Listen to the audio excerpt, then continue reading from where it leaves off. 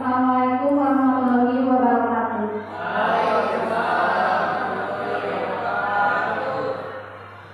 Terima kasih kepada Bapak Ibu hebat yang telah bersedia meluangkan waktunya di sini dalam acara aksi nyata diseminasi budaya positif. Sebelumnya saya mengucapkan mohon maaf karena telah mengganggu aktivitas pembelajaran Bapak Ibu di sini karena ada acara ini gitu. Ini itu adalah sebuah tugas dari calon guru berat angkatan 11 dalam modul 1.4, yaitu untuk adanya penyimbasan kepada rekan-rekan di dalam satu sekolah dari materi yang telah dipelajari di dalam CDP. Baiklah Bapak Ibu, di sini aksi nyata diseminasi budaya positif. Bapak Ibu masih semangat?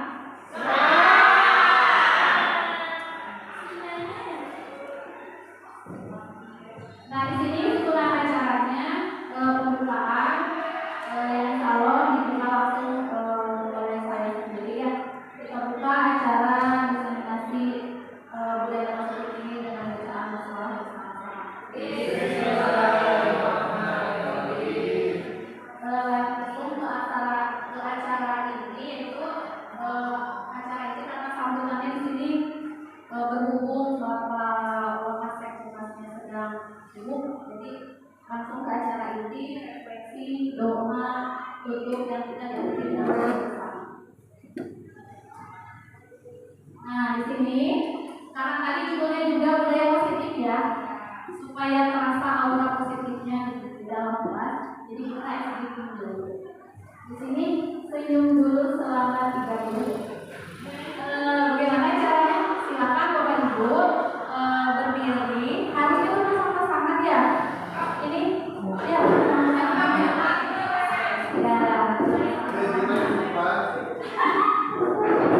Silakan Bapak Ibu berdiri dan saling berhadapan-hadapan dengan temannya. Pandang wajah teman Bapak Ibu di sini, ya, lihat mukanya dengan bersama. Lalu saya hitung sampai 3 dan tertawa bersama-sama atau senyum bersama ya selama 3 menit. 1, 2, 3.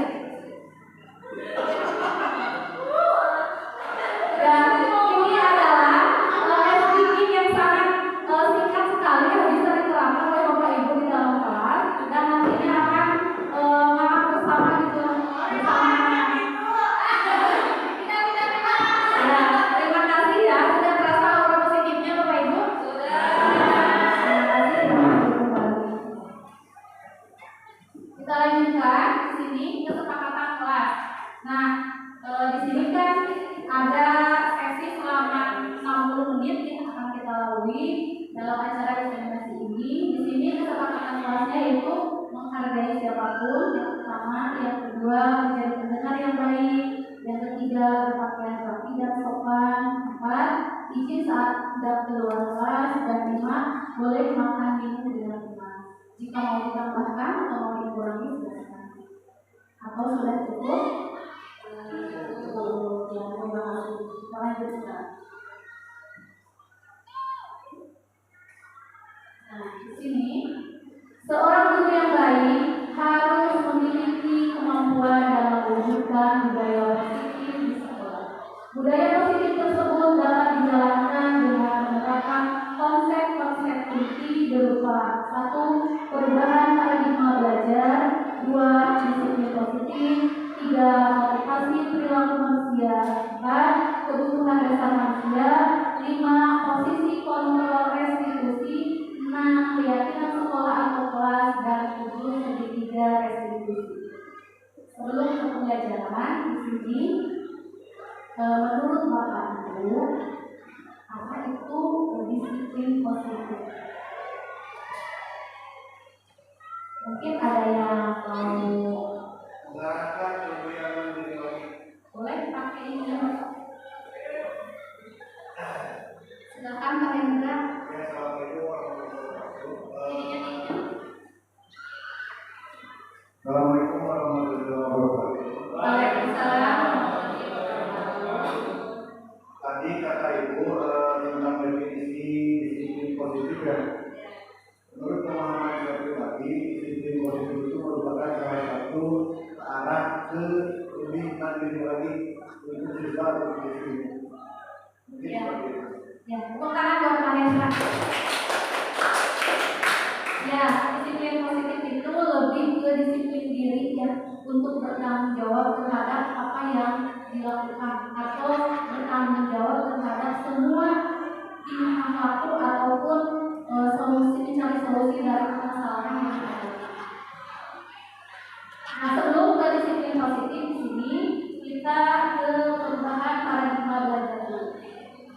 Di sini pendidikan menurut filosofi pemikiran Ki Hajar Dewantara adalah menuntut segala kodrat atau kekuatan kodrat yang ada pada anak-anak agar mereka dapat mencapai keselamatan dan kebahagiaan yang setinggi-tingginya baik sebagai manusia maupun anggota masyarakat. Anak bukan kertas kosong yang bisa digambar sesuai dengan keinginan orang dewasa. Anak lahir dengan kekuatan kodrat yang masih samar-samar.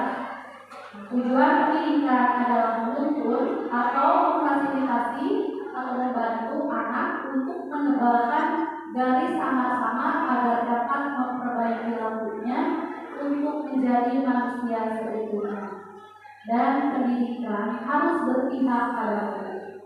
Nah, di sini menurut Bapak Ibu atau anggapan Bapak Ibu atau paradigma belajar menurut Bapak Ibu, pendidikan itu setuju tidak dengan filosofi pendidikan Ki Hajar Dewantara ini? Apakah sama dengan anggapan atau yang Ibu rasakan, yang Bapak Ibu rasakan selama ini dalam pembelajaran di kelas? Oh, kadang-kadang berarti ada yang berbeda ya. Kalau berbeda silakan Ibu ungkapkan perbedaannya itu seperti apa. Baik, untuk perbedaan dalam kesenian perubahan paradigma belajar. Nah, jadi ketika dalam perubahan paradigma belajar, karena kurikulum sekarang udah berbeda ya, dari formal, jadi pembelajaran bisa pada siswa. Tapi ketika tadi dikatakan bahwa anak itu bukan kertas kosong yang bisa digambarkan sesuai dengan keinginan orang dewasa, tetapi anak memiliki keinginan sendiri dan juga sendiri. Tapi kadang ada anak yang susah diarahkan. Guru itu kan sebagai fasilitator ya. Nah, ketika diarahkan sama guru, kadang ada siswa yang mau seperti ini, kadang juga ada semangat belajarnya, ada motivasi belajarnya. Nah, yang paling yang paling sulit itu untuk menemani siswa yang benar-benar tidak ada perubahan dan belajar. Bagaimana solusinya seperti itu?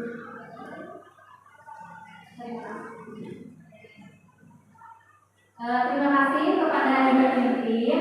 Di sini untuk menangani anak yang tidak ada motivasi belajar atau susah diarahkan, ya.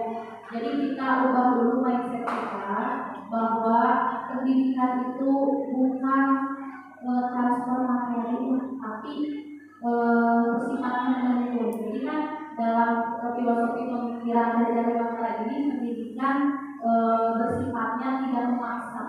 Jadi kita itu sebagai guru tidak menganggap peserta didik itu atau murid itu tidak tahu apa-apa, tapi justru peserta didik itu memiliki kelebihan atau kekuatan kodrat ya, yang masih sama-sama. Jadi tugas kita itu hanya menyebarkan atau menjelaskan lebih memperjelas perilaku positif dan menurunkan atau menghilangkan yang tidak-tidaknya. Nah, untuk anak yang susah diatur, mungkin itu ada masalah di motivasinya. Mungkin tugas kita itu ya untuk memberikan motivasi. Dan kita itu di sini sebagai guru menuntut segala kekuatan kodrat yang ada pada anak, kodrat alam dan kodrat zaman. Jadi semua anak itu memiliki minat, bakat dan potensi yang harus kita kembangkan.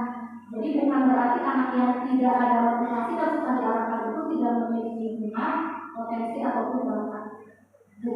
Seperti itu. Atau ada yang mau ditambahkan lagi? Ya. Nah, lanjutkan. Nah, di sini sebelumnya saya menganggap bahwa pendidikan adalah yang pertamanya transfer materi, yang kedua teacher center yang bersifat berpusat pada guru, yang ketiga hanya melihat hasil evaluasi, yang keempat keberhasilan berdasarkan nilai KKM. Jadi anak dikatakan berhasil jika nilai KKM-nya di atas rata-rata atau tuntas jika nilainya di atas KKM. Yang kelima, murid dianggap sebagai objek pembelajaran, bukan subjek pembelajaran. Nah, namun sekarang saya menganggap bahwa pendidikan adalah melakukan pembelajaran secara menyeluruh dari segi kognitif, afektif, psikomotor, spiritual, sosial, dan budaya.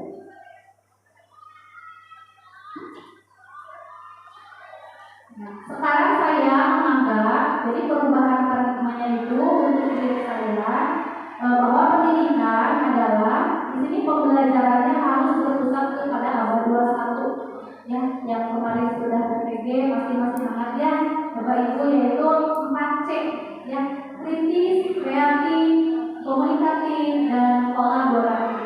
Jadi bukan transfer materi lagi ya. Yang selanjutnya bersifat menuntun minat, bakat, dan potensi peserta didik. Yang selanjutnya bersifat student center, jadi berpihak pada murid atau berpusat pada murid, bukan berpusat pada guru lagi. Yang selanjutnya memahami karakter murid, jadi kita itu harus paham dengan karakter murid supaya bisa menuntun dan mengembangkan potensi minat dan bakat yang ada pada diri murid. Selanjutnya murid dianggap sebagai subjek pembelajaran, bukan objek pembelajaran. Kita lanjutkan. Nah, tadi ya, kita sudah menjelaskan bahwa disiplin positif itu lebih ke disiplin yang bersifat mandiri, ya, sangat benar sekali ya di sini bahwa disiplin positif merupakan suatu cara menerapkan disiplin yang mengajarkan anak bertanggung jawab dan menumbuhkan kesadaran diri berdasarkan nilai-nilai kebajikan. Berarti kalau bertanggung jawab berarti kan ada di dalam dirinya ya, bersifat mandiri, betul apa yang dikatakan oleh Pamela. Selanjutnya di sini tadi kan ada kata-kata nilai-nilai kebajikan ya. Nah, nilai-nilai kebajikan yang sudah disepakati itu di sini yaitu adanya profil pelajar Pancasila. Nah, profil pelajar Pancasila ini sudah kita kenal ya dalam kurikulum merdeka ataupun kurikulum nasional yang kita terapkan di sekolah sekarang dalam P5 ini ada proyek atau penguatan profil pelajar Pancasila. Nah, di sini yang pertama itu beriman dan bertakwa kepada Tuhan Yang Maha Esa dan berakhlak mulia, mandiri, berkebinekaan global, bergotong royong, kreatif, dan bernegara.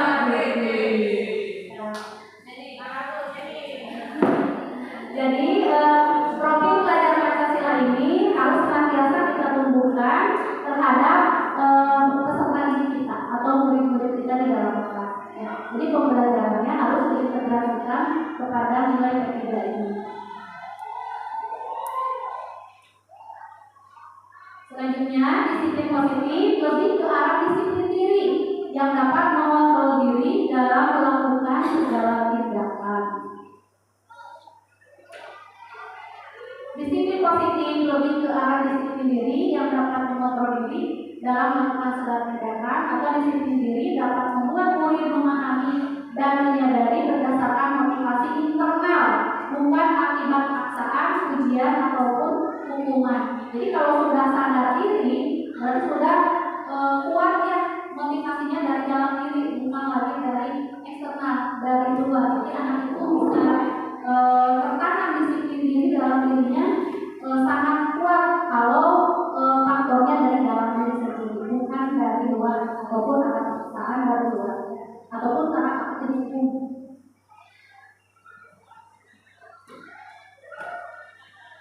Tujuan dari disiplin positif adalah menanamkan motivasi yang ketiga pada murid-murid kita, yaitu untuk menjadi orang yang mereka inginkan dan menghargai diri sendiri dengan nilai-nilai yang mereka percaya. Ketika murid-murid kita memiliki motivasi tersebut, mereka telah memiliki motivasi intrinsik yang berdampak jangka panjang, motivasi yang tidak akan berpengaruh pada adanya hukuman atau hadiah. Mereka akan tetap berperilaku baik dan berlandaskan nilai-nilai kebajikan karena mereka ingin menjadi orang yang menjunjung tinggi nilai-nilai yang mereka hargai atau mencapai suatu tujuan mulia. Nah, di sini saya mau bertanya, menurut Bapak Ibu, disiplin positif yang sudah diterapkan di sekolah itu apa saja?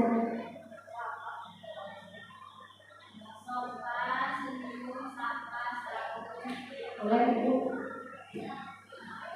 5S. Sopan, sapa, santun, sopan, senyum, salam. Yang lebih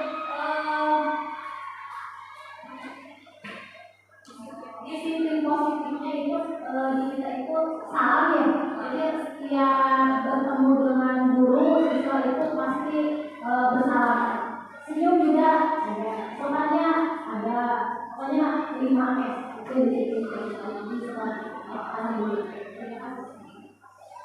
Terima kasih Ibu Tintin. Ada lagi selain yang 5S, senyum, sapa, salam, sopan dan santun.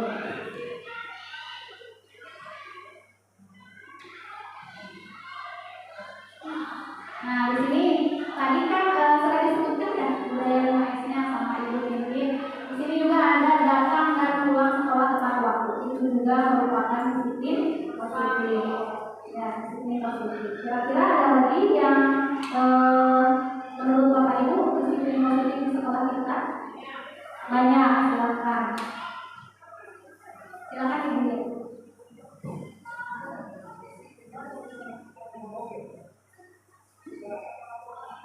Bismillahirrahmanirrahim. Terima kasih Bapak. Mungkin di sini saya akan sedikit menyebutkan hal-hal mengenai disiplin positif di sekolah kita. Sebetulnya mungkin kita tahu ya disiplin positif di sekolah itu mungkin banyak sekali ya kalau disebutkan satu persatu.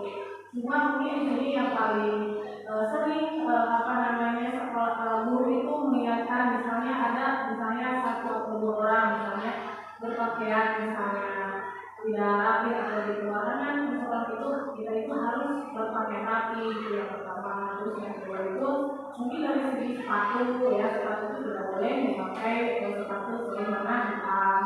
Terus lagi seperti siswa khususnya laki-laki ya, jadi tidak boleh memakai seperti gelang seperti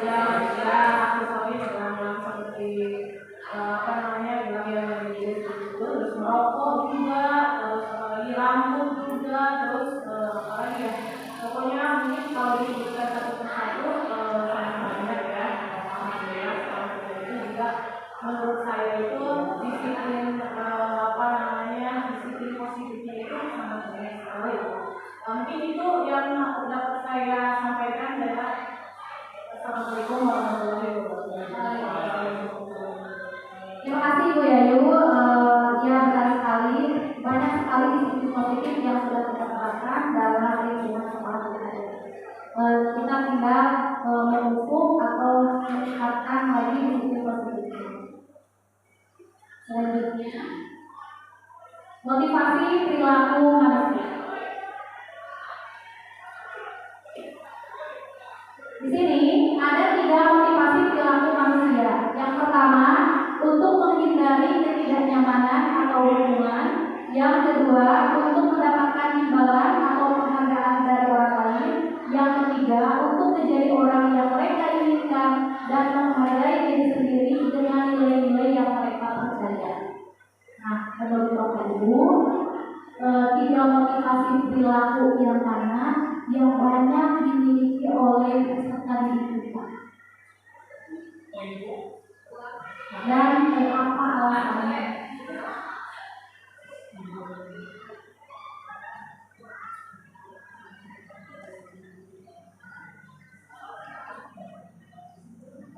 biasanya yang sering melakukan itu anak itu guru BK ya, jadi lebih tahu lebih dekat gitu. Jadi anak itu kebanyakan menaati aturan itu apakah karena motivasi yang mana gitu, yang satu kah atau kedua atau ketiga, kebanyakan. Ya silakan Ibu Ahmad.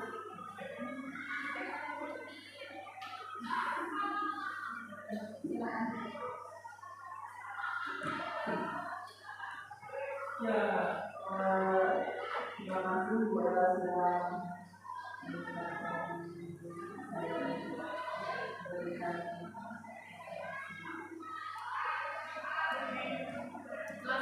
penjelasan.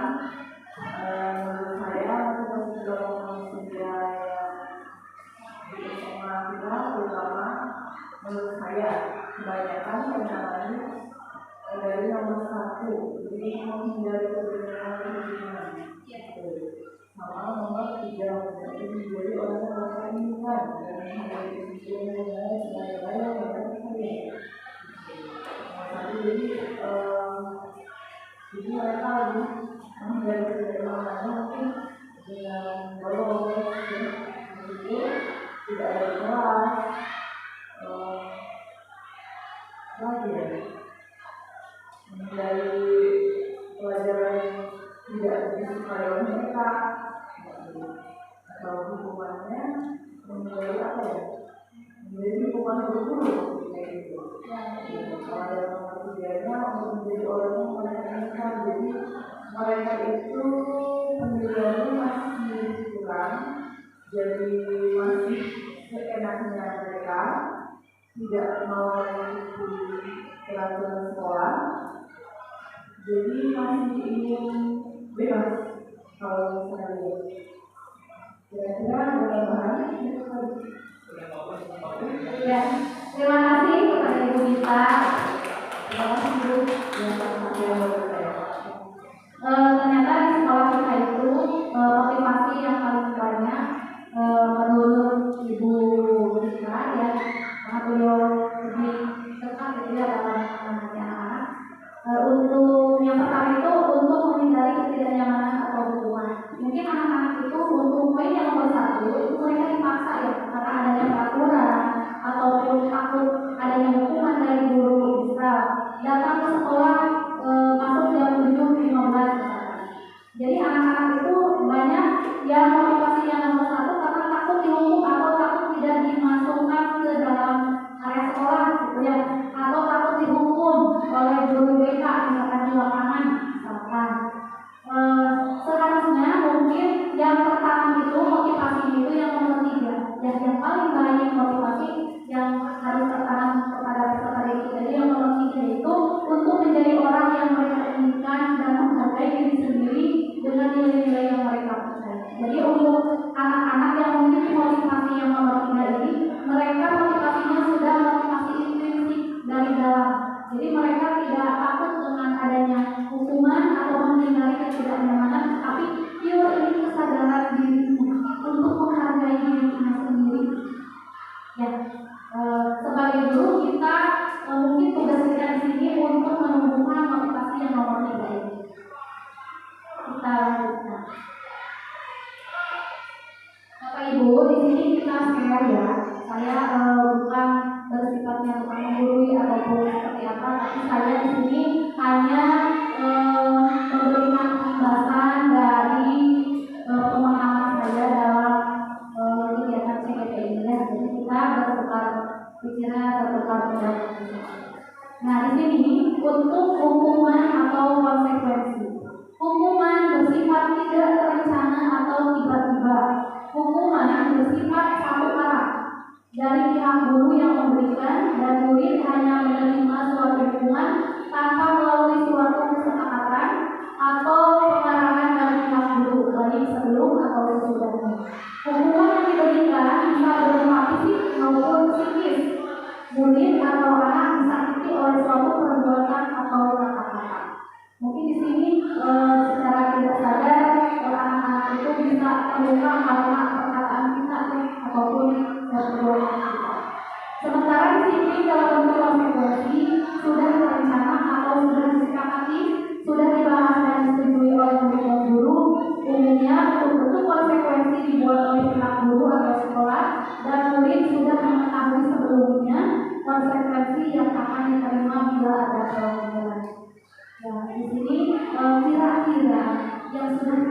menerapkan perkataan kita itu apakah bersifatnya hukuman atau konsekuensi? Oke. Coba melihat contohnya. Jadi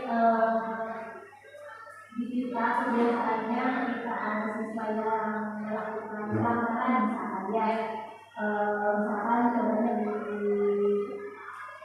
bidang saya aja ya, di bidang biologi misalkan ada siswa di kelas melakukan pelanggaran dari kesempatan kelas misalkan ya terlambat 10 menit itu konsekuensinya misalkan harus membacakan ayat-ayat surat Al-Quran misalkan gitu, jadi seperti itu. Atau misalkan ketika ada siswa yang sering bolos misalkan ya, sekarang tidak dihukum, tetapi konsekuensinya nanti nilainya diperluas seperti itu. Jadi jarang sekali ngasih hukuman, tapi saya biasanya nanti konsekuensinya nanti dinilai. Terima kasih Ibu. Berarti konsekuensi itu sudah disepakati yang sebelumnya, berarti anak-anak tadi kan sudah dijelaskan bahwa konsekuensi itu sudah terrencana. Nah, sikap Ibu itu sudah sangat benar sekali ya. Di sini kita sebagai guru jangan menerapkan hukuman, tapi lebih ke arah konsekuensi. Kenapa? Karena yang kita rasakan ya, jika kita dihukum itu efeknya sangat lama sekali, bersifat jangka panjang. Yang saya rasakan sendiri dulu ketika saya pernah dihukum dan nekat sampai sekarang saya ingat sekali pernah dihukum oleh guru tersebut misalkan. Jadi dampaknya kan sangat lama ya, dalam waktu atau jangka panjang. Sedangkan untuk konsekuensi sifatnya itu kan karena tadi sudah direncanakan dengan guru dan oleh gurunya sudah disetujui, maka efeknya itu tidak akan terlalu lama di dalam ingatan mereka meskipun mereka harus menanggung konsekuensi. Atau ada yang mau ditambahkan, Bapak Ibu? Boleh.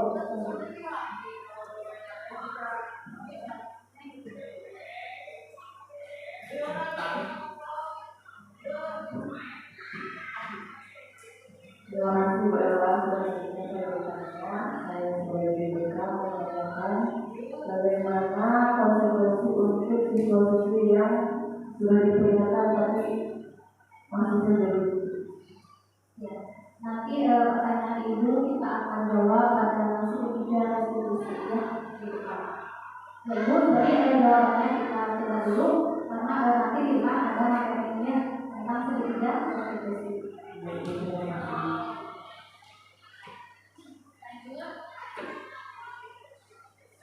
Di sini saya ada 6 kegiatannya atau 6 kasus.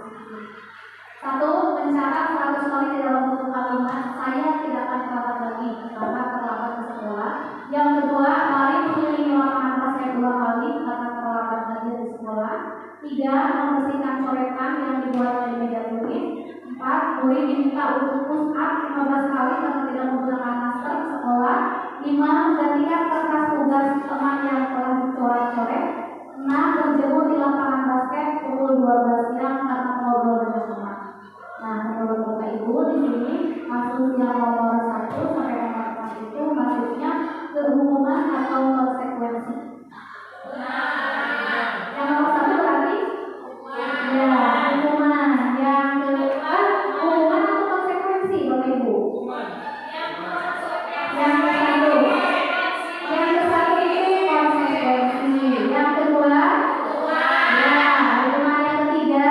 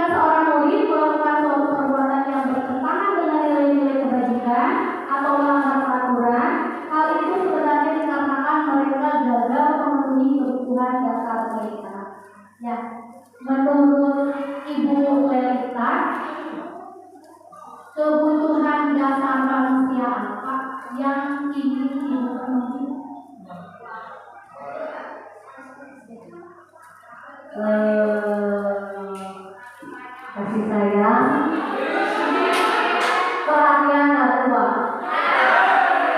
Terima kasih. Boleh Yayu. Oke, terima kasih. Mungkin di sini kebutuhan dasar manusia yang ingin saya pertahankan, mungkin yang pertama dulu ya, kebutuhan untuk bertahan hidup, karena tanpa ada kebutuhan untuk bertahan hidup seperti makan, minum, itu tidak mampu menciptakan kebahagiaan.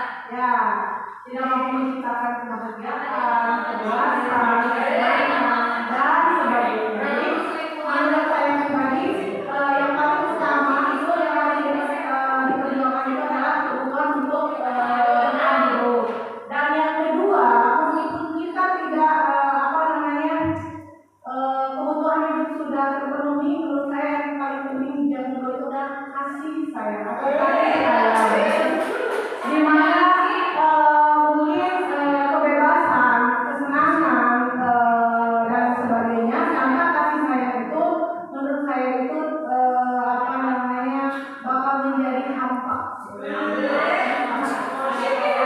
Hamba gitu. Karena mungkin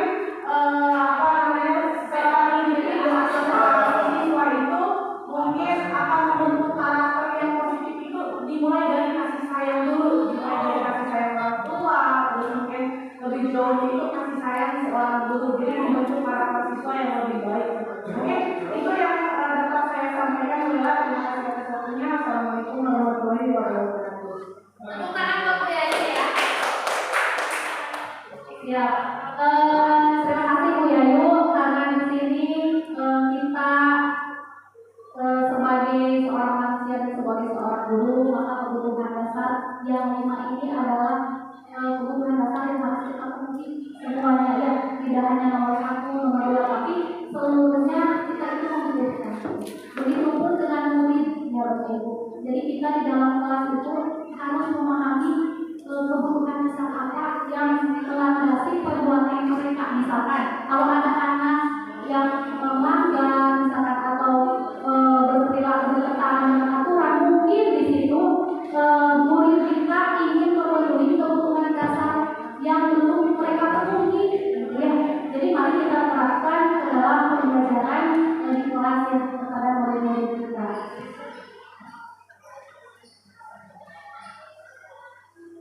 Di sini saya memiliki sebuah kasus dan nanti kita analisis bersama ya Bapak Ibu. Ibu Elis sedang bingung menghadapi ulah salah satu murid di kelasnya bernama Fatan. Beberapa anak telah mengeluhkan Fatan yang seringkali meminta bekal makan siang mereka dengan paksa. Jika Anda menghadapi situasi seperti Ibu Elis, apa yang akan Anda lakukan? Menurut Anda, apa alasan Fatan melakukan hal itu? Mungkin menurut Pak Ali itu bagaimana?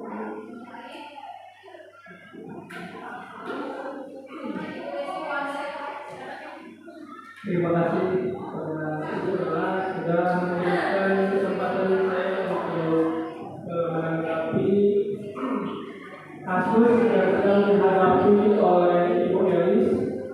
Ya, karena ada salah satu siswanya bernama Fatan, ya,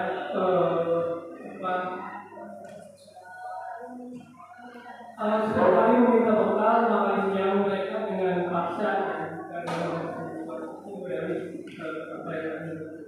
Jadi yang akan saya lakukan ketika saya berada di posisi Ibu Elis, ya tentunya yang pertama adalah mengingatkan terlebih dahulu ya si anak tersebut supaya tidak melakukan hal seperti itu yang akan mengganggu teman-temannya. Kemudian yang kedua, saudara Fatan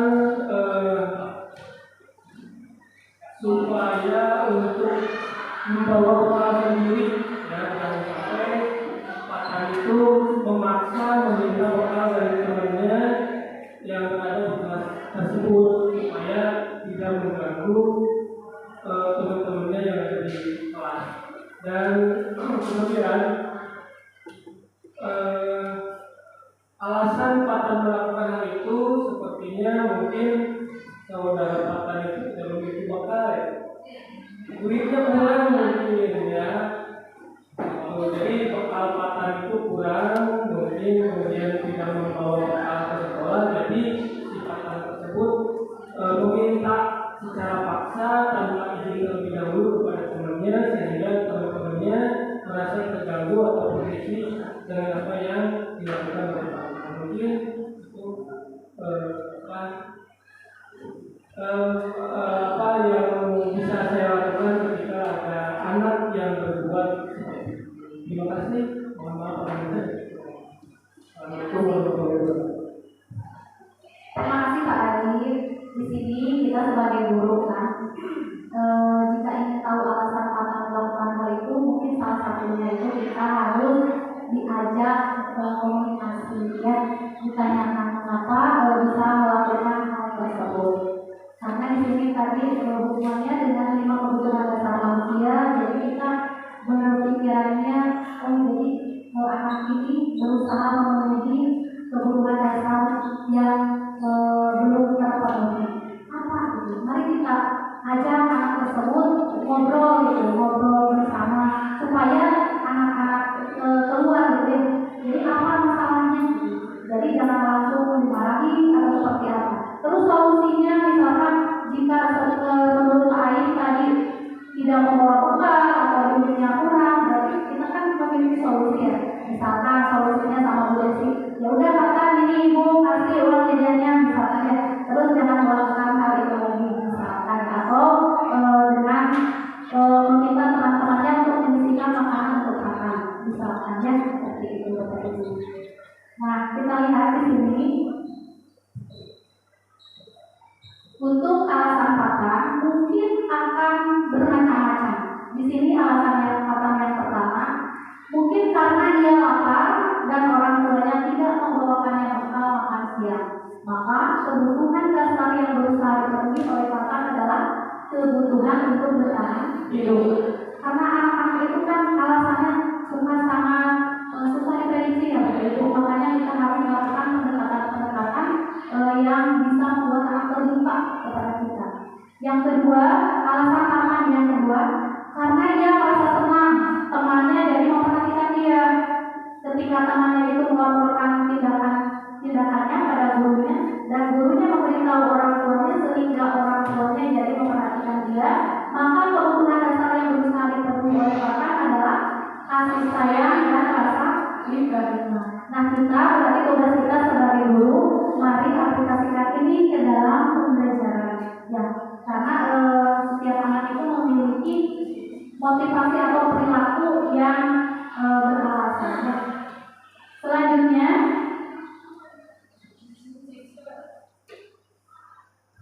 alasan patan yang ketiga, karena temannya jadi takut dengan dia dan menuruti keinginannya, maka sebetulnya patan sedang memenuhi kebutuhan dasarnya akan kekuasaan. Jadi kadang anak uang jajannya full, makan siangnya bawa misalkan, tapi tetap saja mau diambil makan yang orang lain atau makan temannya.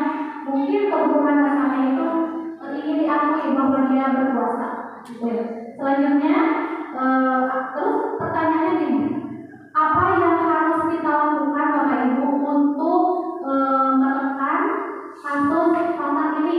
Misalkan yang pertama tadi karena bertahan hidup, solusinya tadi sudah misalkan sudah diberikan ya, misalkan dikasih uangnya sama Desi misalkan. Yang kedua tadi, yang kedua itu kasih sayang dan rasa menerima. Berarti apa yang harus Bapak Ibu lakukan untuk anak tersebut supaya tidak melakukan hal itu lagi?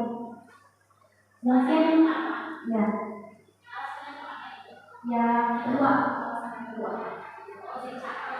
Ya. Jadi kira-kira kita sebagai seorang guru, apa yang harus kita berikan kepada patan supaya patan tidak melakukan itu, atau supaya kebutuhan dasar yang berusaha dia penuhi itu terpenuhi oleh kita. Untuk alasan patan yang kedua, karena dia merasa senang temannya jadi memperhatikan dia.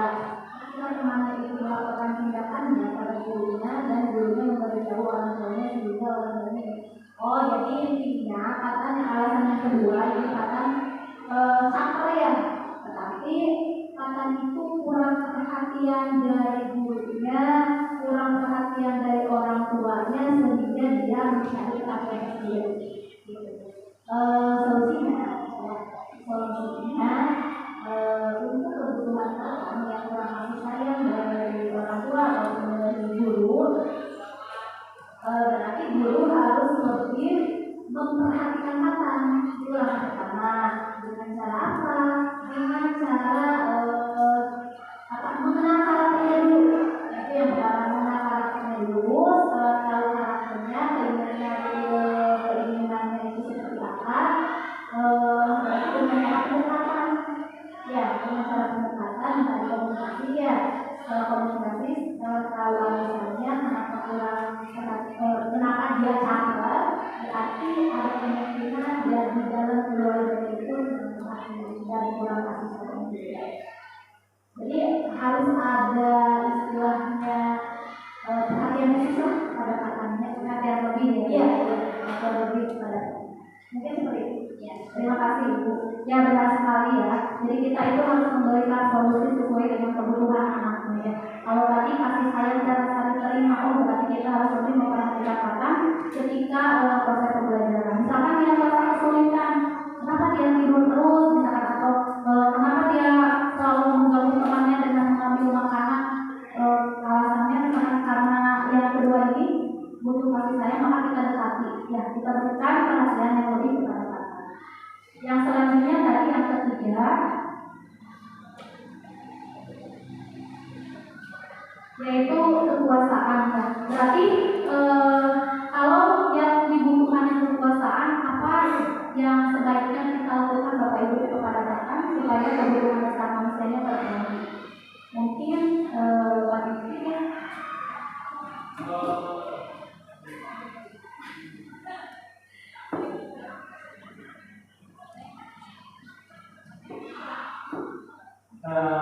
Untuk alasan yang ketiga itu ada karena temannya jadi takut dengan dia karena memiliki keinginannya. Maka sebetulnya karena sedang memenuhi kebutuhan dasarnya akan kekuasaan. Mungkin secara tugas ataupun secara lima dasar dari kebutuhan manusia, maka mungkin secara kekuasaan dia itu pengen berkuasa atau mungkin merasa berkuasa dengan dirinya. Mungkin untuk solusinya menurut saya boleh di suatu waktu akan untuk menjadikan menjadi seorang pemimpin, baik itu kalau misalkan tidak dijadikan sebagai ketua murid dalam negara orang lain, tetapi kalau diskusi kecil ataupun di pelajaran-pelajaran lain boleh akan diikut lebih aktifkan di satu grup tertentu ataupun di satu diskusi tertentu supaya power ataupun keinginan berkuasa itu lebih dialihkan ke dalam hal yang seperti itu. Ya, terima kasih Pak Diki. Benar sekali ya. Di sini untuk memenuhi kebutuhan atas kekuasaan anak, kita solusinya salah satunya bisa memberikan tugas tambahan atau tugas lebih kepada anak tersebut supaya energinya itu tersalurkan kepada hal-hal yang lebih positif. Selanjutnya alasan yang keempat, karena ia merasa bosan dengan bekal makanan yang dibawakan ibunya dari rumah, karena ibunya selalu membawakan bekal yang sama. Oleh karena itu ia ingin mencoba makanan teman-temannya yang beraneka ragam. Maka akan sedang berusaha memenuhi kebutuhannya akan kebebasan. Ya Bapak Ibu. Berarti ini solusinya mungkin bisa kita berkoordinasi dengan orang tua bahwa papan itu membutuhkan makanan atau bekal yang bervariasi atau beraneka ragam. Bapak Ibu.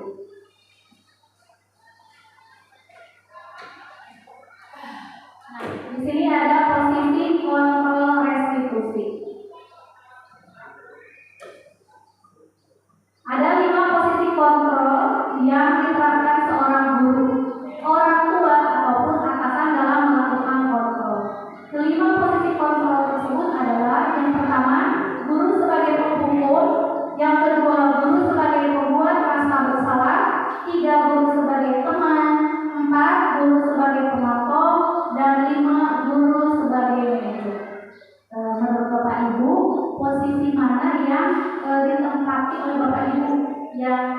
sering jadi posisi kontrol di mana gitu Kak? Yang nomor berapa yang sering Bapak Ibu lakukan? Silakan Pak Hendra.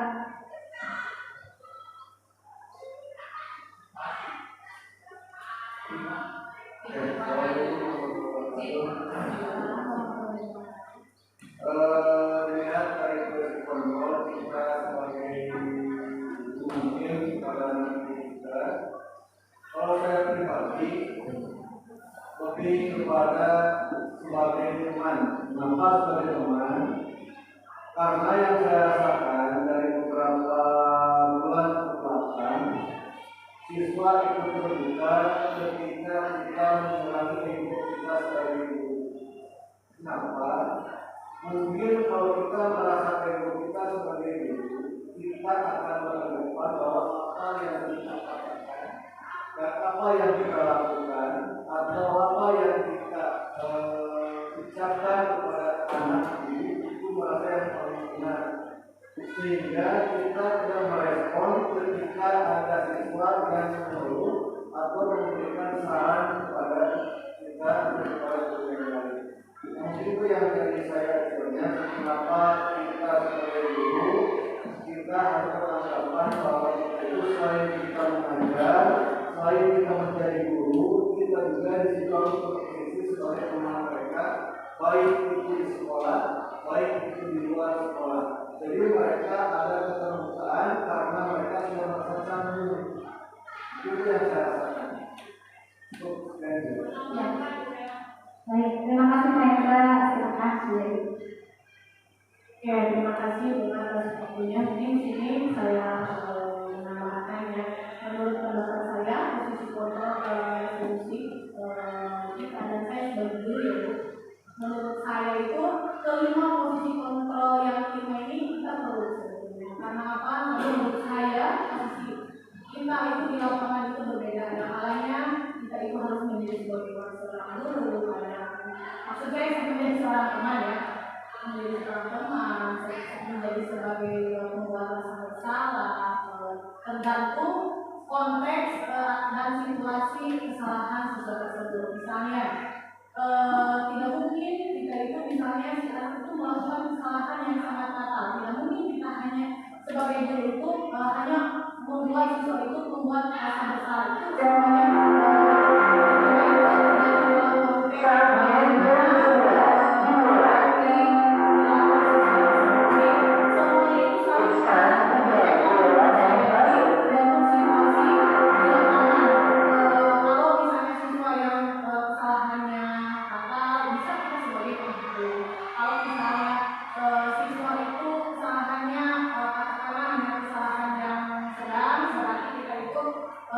sebagai guru itu bisa sebagai pembuat rasa bersalah. Menurut saya jadi tergantung konteks kesalahan siswa. Jadi semuanya itu menurut saya itu dibutuhkan oleh seorang guru. Itu mungkin benar dari saya. Terima kasih. Wassalamualaikum warahmatullahi wabarakatuh. Terima kasih Bu Yayu dengan Pak Hendra. Yang benar sekali Bapak Ibu. Di sini kita memerlukan kelima posisi kontrol ini. Dan tanpa kita sadari bahwa kita itu sudah melaksanakan kelimanya. Hanya saja mungkin di sini ada satu posisi kontrol yang sangat ideal dan sebaiknya diterapkan oleh kita. Ya, kira-kira posisi kontrol yang mana yang paling baik menurut Bapak Ibu? Yang kedua, yang berarti sebagai membuat merasa bersalah. Nah, untuk tadi yang membuat yang tidak guru sebagai teman. Di sini ada efek positifnya, ada efek negatifnya. Seperti yang diutarakan oleh Pak Hendra bahwa jika kita memposisikan diri sebagai teman, anak-anak itu bisa terbuka dan lebih friendly mungkin ya Pak. Mungkin anak-anak itu lebih mudah untuk memberikan alasan atau mengatakan hal-hal yang sangat sulit untuk dikatakan misalnya kalau kita memposisikan diri sebagai teman. Tapi di sini ada sisi negatifnya, mungkin anak itu akan merasa lebih ketergantungan terhadap kita. Bisa di sini ada Bapak Ibu, misalnya ada Bu Dita, ada Bu Jamila, ada Bu Reti, misalnya. Ternyata anak itu berada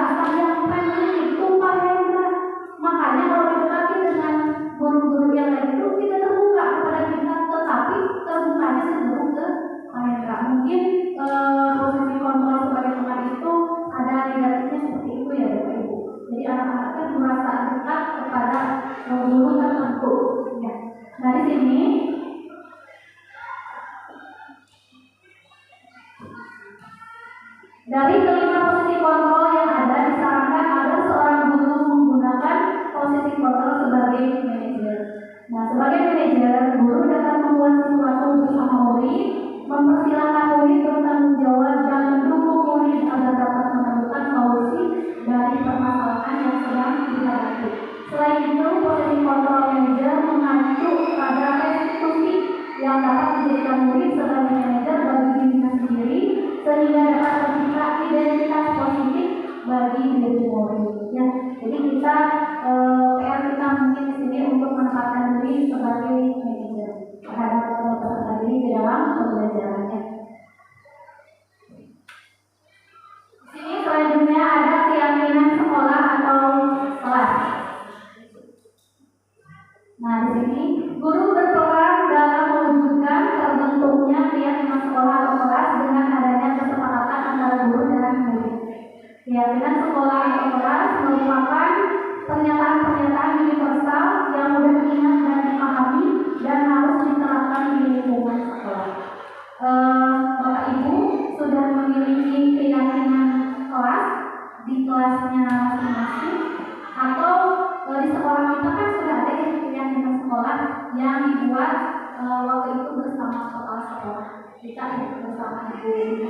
Nah, jadi kesepakatan sekolah itu atau keyakinan sekolah itu adalah sesuatu yang telah kita sepakati dan harus dilaksanakan dan ditaati bersama. Begitupun dengan keyakinan kelas yang kita buat bersama anak-anak. Di sini ada contoh ya dari keyakinan. Di sini saya memiliki keyakinan kelas 12 IPS 1. Yang pertama di sini siswa harus hadir di kelas tepat pada waktunya. Tiket kelas dilakukan lebih awal. Nah, di sini kata-katanya itu harus beraura positif ya, karena judulnya juga tadi budaya positif. Nah, kira-kira di sini pada keyakinan kelas 12 IPS 1 ada kata-kata yang negatif tidak Bapak Ibu?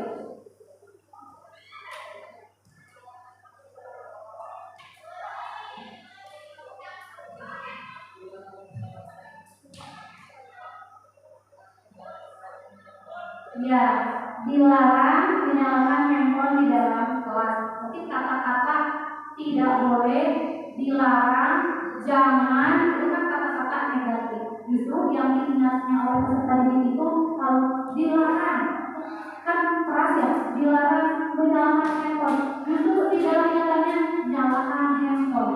Jadi justru anak-anak itu sering menyalakan handphone karena ada kata-kata larangan tersebut. Yang kata-katanya negatif, jadi auranya lebih mudah menempel di dalam pikiran anaknya. Jadi lebih baiknya seperti apa ya Bapak Ibu?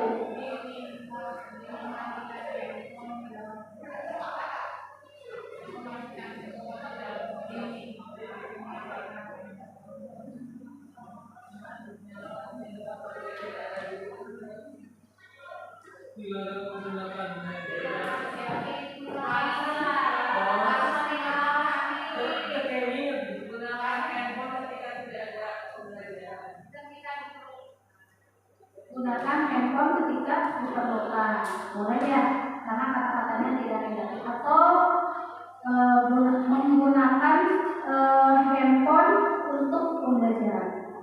Ya, menggunakan handphone untuk pembelajaran. Jadi ingatnya itu adalah HP yang belajar.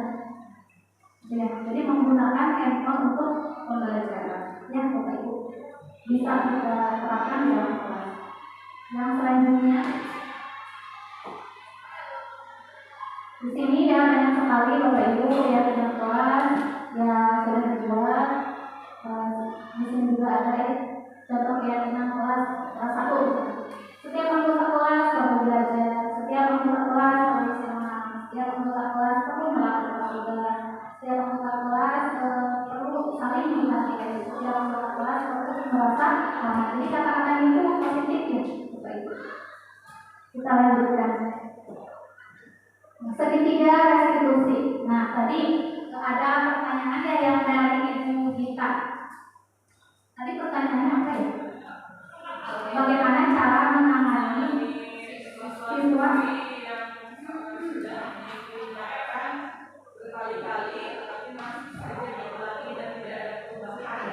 sudah diingatkan berkali-kali tapi masih saja diulangi dan tidak ada perubahan. Di sini ada 3 tahapan dalam segitiga restitusi. Yang pertama, menstabilkan identitas, yang kedua validasi tindakan yang salah, dan ketiga menanyakan keyakinan.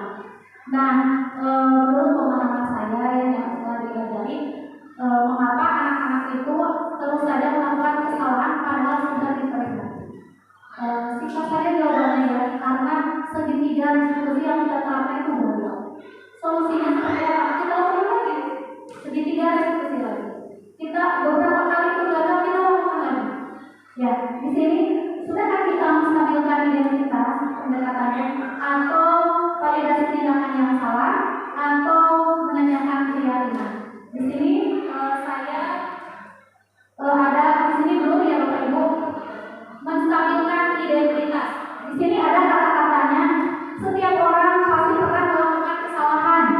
Jadi kepada peserta didik. Jadi kita itu jangan langsung menghakimi.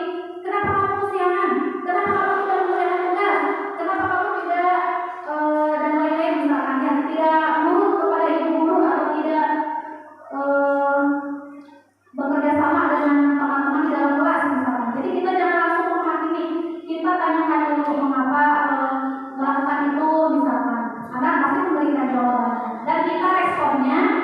Setiap orang pasti pernah melakukan kesalahan. Itu ciri-ciri dari menstabilkan identitas. Yang selanjutnya, kamu bukan satu-satunya yang pernah melakukan ini. Jadi peserta didik itu atau murid itu tidak langsung down gitu ya, ketika ada masalah atau ketika kita tanya gitu. Yang kedua, validasi tindakan yang salah.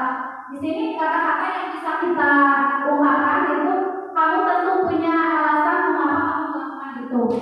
Jadi anak-anak akan lebih terbuka apa alasannya sehingga sering melakukan hal tersebut misalkan. Atau adakah cara yang lebih efektif untuk mendapatkan apa yang kamu butuhkan? Itu tingkat validasi tindakan yang salah. Nanti di depan ada lebih banyak lagi kata-kata yang boleh diterapkan kepada peserta didik. Yang selanjutnya untuk menanyakan keyakinan. Keyakinan kelas apa yang telah kita sepakati, atau kamu ingin menjadi orang yang seperti apa, misalkan ya.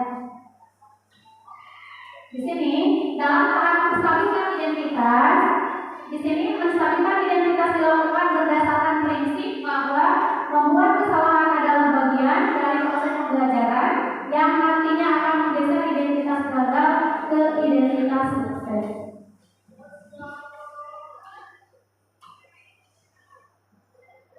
Nah, kata-kata yang biasa digunakan dalam tahap menstabilkan identitas di sini yang pertama, berbuat salah itu tidak apa-apa.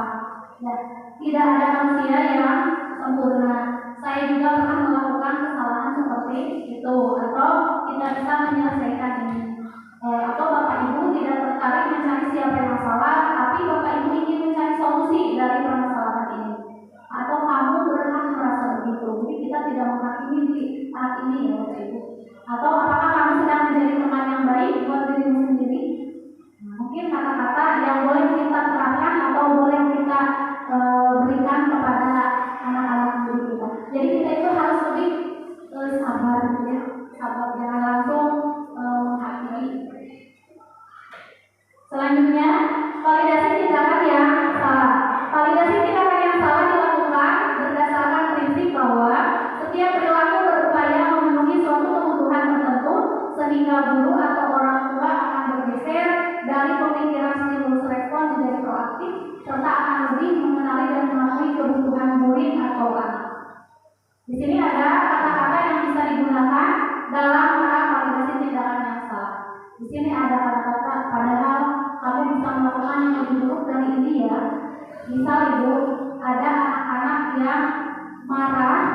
Saya pernah menemukan di kelas 12 waktu itu anak-anak yang dicontek pekerjaannya. Selalu itu dicontek, bahkan bukunya itu hilang dari tasnya. Misalkan kalau ada PR, pas mau dikumpulkan bukunya hilang, ternyata dicontek sama temannya. Itu sering sekali dan waktu itu dia marah sampai menggebrak meja, marah kepada orang tersebut. Nah, di sini mungkin mereka punya alasan ya, pasti setiap murid melakukan kesalahan atau melakukan pelanggaran itu memiliki alasan. Nah, kita kata-katanya itu jangan langsung memarahinya, tapi kita gunakan kata-kata seperti ini untuk validasi tindakan yang salah. Padahal kamu bisa melakukan yang lebih buruk dari ini, misalkan menamparnya atau menejauhnya misalnya, tapi dia hanya melakukan menggebrak meja saja misalkan. Jadi anak itu tidak langsung kemudian saya parah misalkan kesalahan saya itu sudah fatal misalkan. Yang kedua, kamu pasti punya alasan mengapa melakukan hal itu, atau kamu patut bangga pada dirimu sendiri karena kamu telah melindungi sesuatu yang penting buatmu, dan kamu boleh mempertahankan sikap itu, tapi kamu harus menambahkan sikap yang baru misalkan. Nah, dari sini kita menanyakan keyakinan kelasnya. Di sini menanyakan keyakinan dilakukan dengan memberi pertanyaan-pertanyaan bermanfaat kepada murid atau anak untuk memunculkan motivasi secara intrinsik sehingga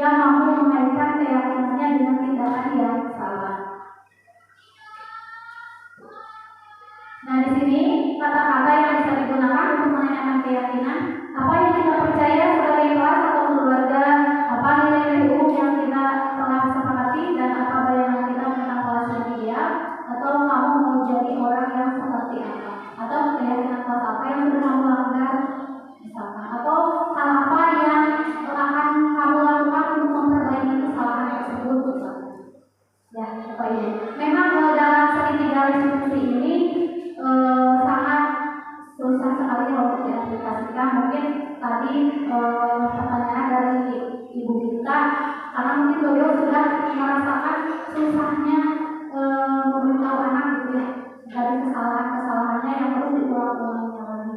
Nah dari sini mungkin PR kita sebagai guru untuk lebih mempelajari sedikit restitusi ini. Atau ada yang mau ditambahkan sama kita atau Pak Niki menurut pengalamannya?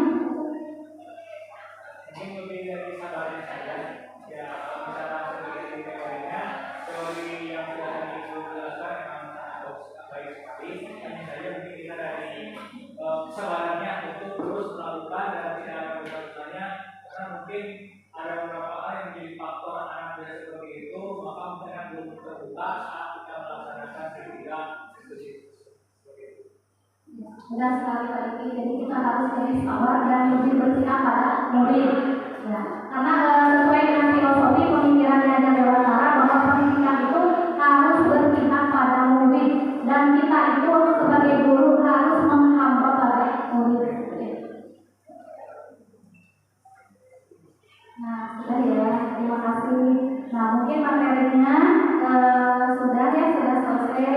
Saya harapkan materi pembahasan ini bisa kita terapkan bersama-sama di sekolah kita. Mari kita bersama-sama menjadi guru yang lebih baik lagi untuk peserta didik kita dan sekolah kita, atau lebih jauhnya lagi seseorang yang lebih berguna di dunia pendidikan ini.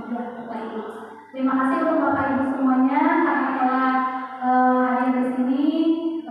Sedang menyempatkan waktunya. Assalamualaikum warahmatullahi wabarakatuh. Waalaikumsalam warahmatullahi wabarakatuh. Selanjutnya kita bersama Bapak Ibu untuk berkomunikasi. Mohon maaf Yusef, Ibu mengganggu waktunya. Ibu memanggil Yusef itu karena ada yang mau ditanyakan terkait laporan dari guru piket bahwa katanya Yusef sering datang terlambat atau kesiangan ke sekolah. Apakah benar? Iya betul Bu. Sudah berapa kali Yusef kesiangan ke sekolah? Tidak terhitung Bu. Masya Allah, tidak terhitung. Saking seringnya ya. Iya. Sering terlambat itu apakah suatu kesalahan menurut Yusef? Iya Bu.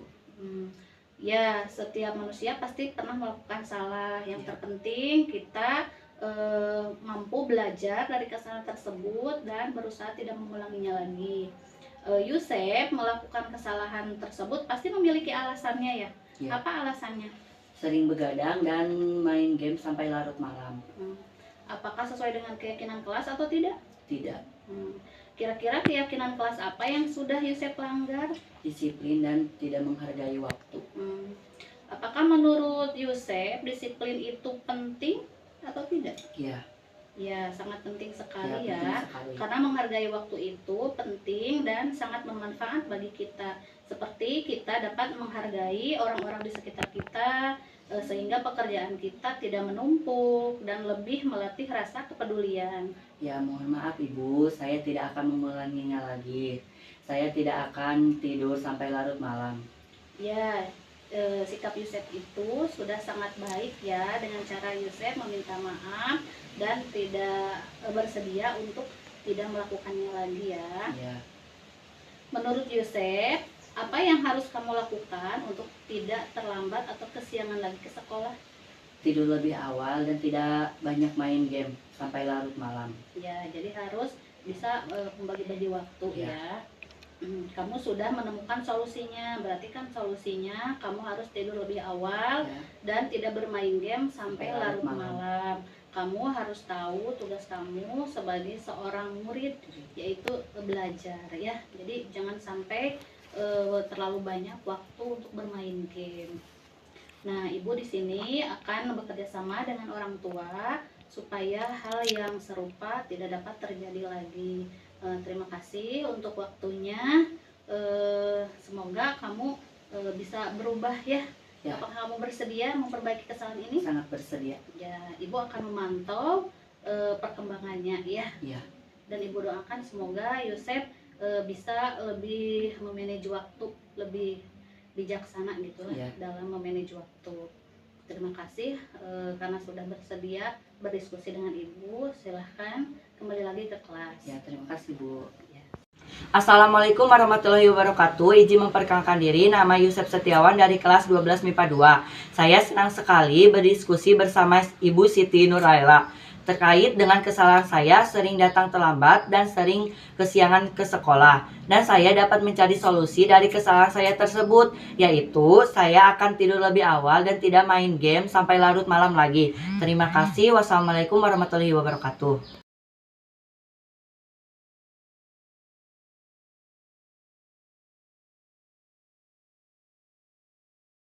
Assalamualaikum warahmatullahi wabarakatuh. Perkenalkan, nama saya Rina Aryani dari Sekolah SMA Negeri 1 Cikalong, Kabupaten Tasikmalaya.